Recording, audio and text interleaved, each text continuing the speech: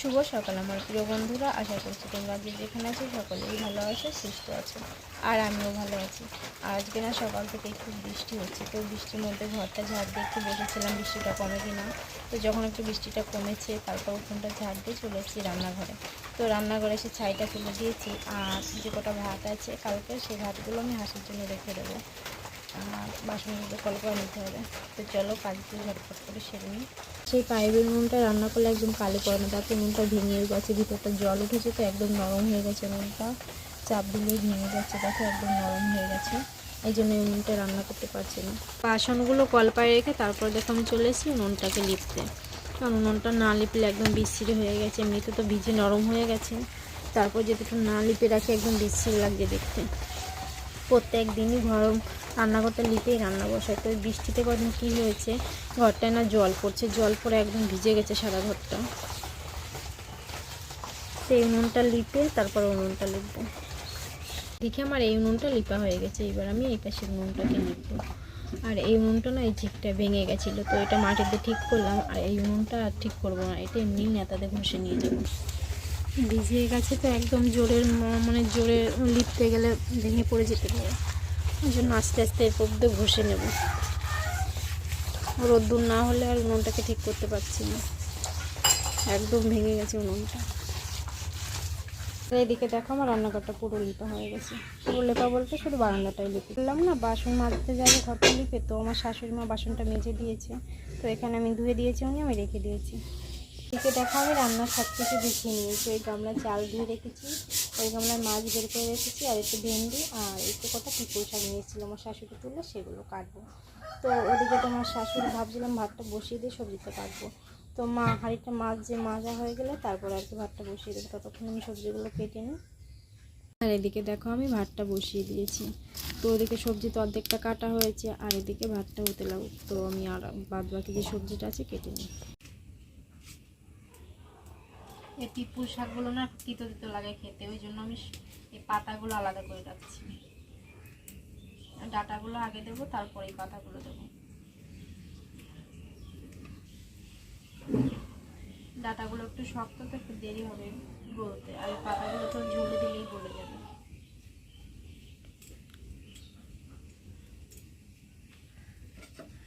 আর এদিকে দেখো আমার ভাতটা উঠিয়ে গেছে। ভাতটা নামিয়ে নিয়েছি, এবার দেখো আমি মাছটা এনে দিয়ে দিয়েছি।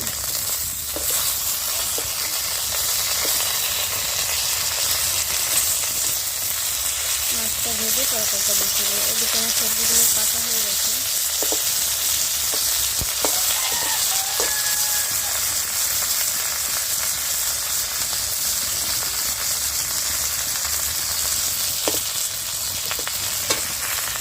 মেয়ে দুটো ঘুম থেকে উঠে দুজন বিরাজ করছে।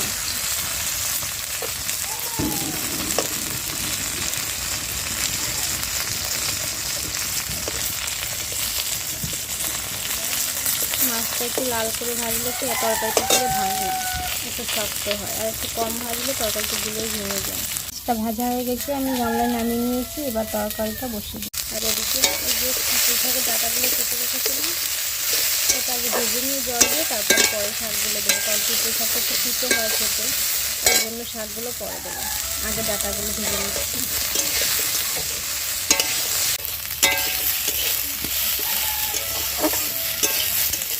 বেশি ভাজবো না, একটু নাড়িয়ে নিয়ে জলটা দিয়ে দেবো, কারণ পিপুল শাক বেশি ভাজলে তিতো লাগে, বেশি জ্বালালেও তিতো লাগে, আর তাড়াতাড়ি গলে যাবে, একদম নকনকে জালি শাকগুলো।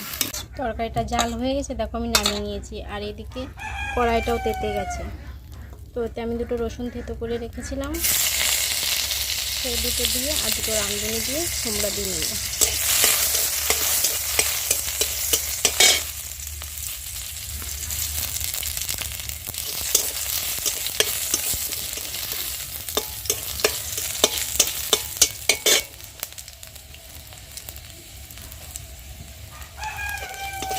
একটুখানি হলুদে দিয়ে দিলাম তেলের উপর।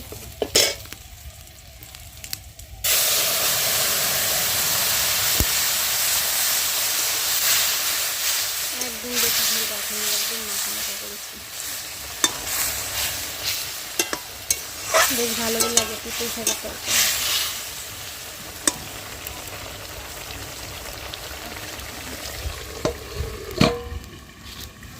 জাল হোক, তারপর নামিয়ে নেবো। আর এদিকে আমি তরকারিটা নামিয়ে ভেন্ডিটা কুচিয়ে নিয়েছি, এবার ওটা ভেজে নেব।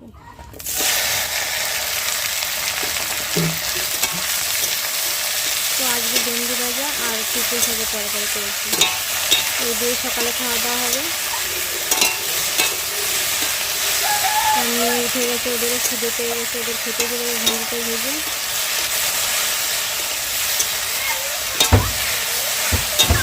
তুমি সাথে খাবে, ভাত খাবে না কেন? আর এদিকে দেখো সেজেছে, কে সাজিয়ে দিয়েছে তোমাকে? দিদি ভাই। এরকম কেন সেজেছো তুমি? মহারানী লাগছে। আচ্ছা, তো চলো ভেন্ডিটা ভেজে খাওয়া দাওয়া করে নিই, তারপর তোমাদের সঙ্গে দেখা হচ্ছে। সকালবেলা কী কী রান্না করেছি সেটা তো তোমাদের দেখালাম, ওই জন্য আলাদা করে আর দেখাইনি যে কী কী রান্না হয়েছে। তো রান্নার সময় তো তোমাদের দেখিয়েছি।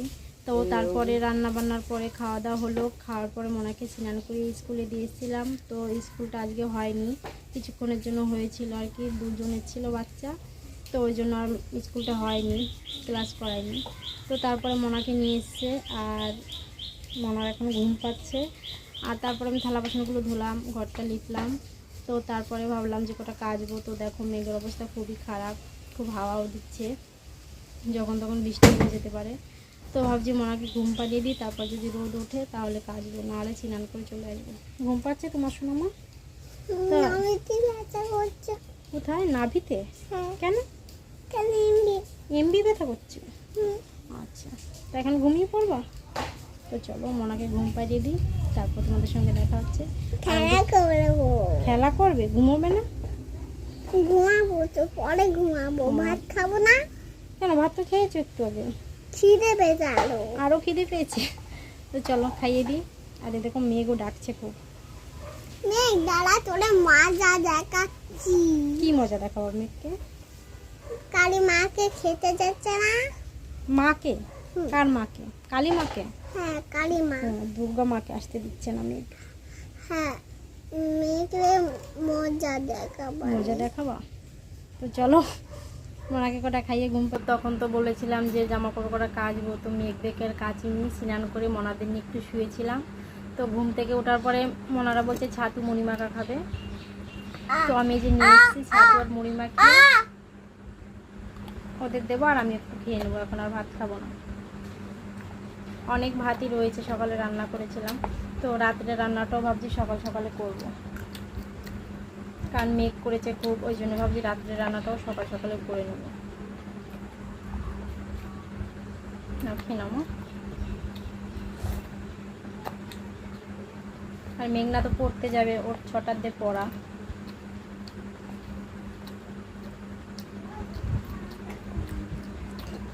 একটু জল খাও।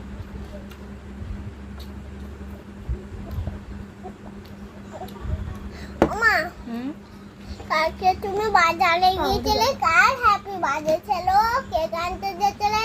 তোমার হ্যাপি বার্থডে ছিল। ও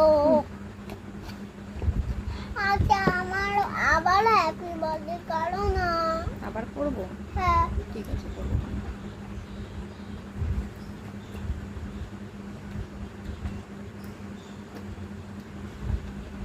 তো মোনাদের খাইয়ে তারপরে আমি একটু খেয়ে নেব, আর মেঘনাকে পড়তে পাঠিয়ে তারপরে আমি রান্নাটা বসিয়ে দেবো। Happy birthday, happy birthday gift আনবে। হ্যাপি বার্থডে কেক আনবো? হ্যাঁ, ঠিক আছে। গিফট আনবে। কাকু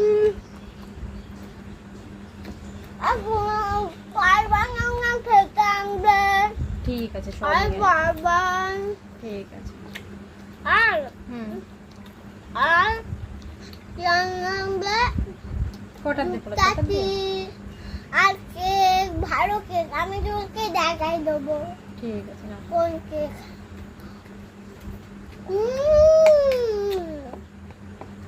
তো চলো রান্না করে গিয়ে তোমাদের সঙ্গে দেখা।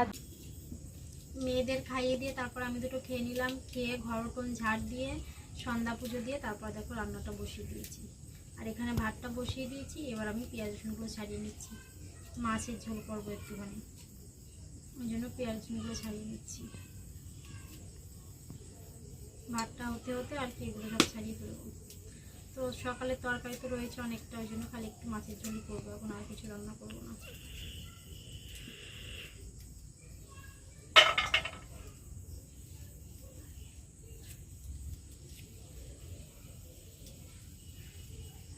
আর সকালে কটা ভাতও রয়েছে, সেই ভাতগুলো দিয়ে দেবো ভাতের ভিতর।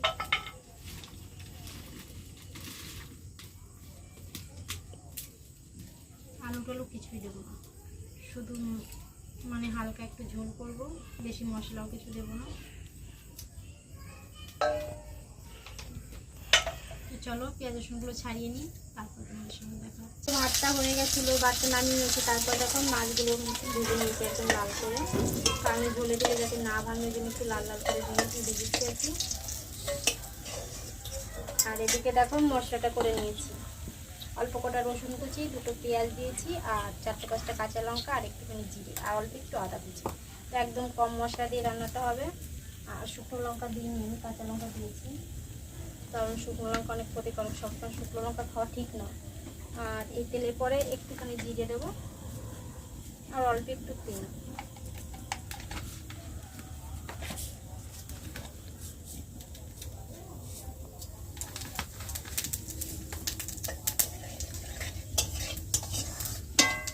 একদম কম খরচা আর খুব সহজে রান্না করবো এটা।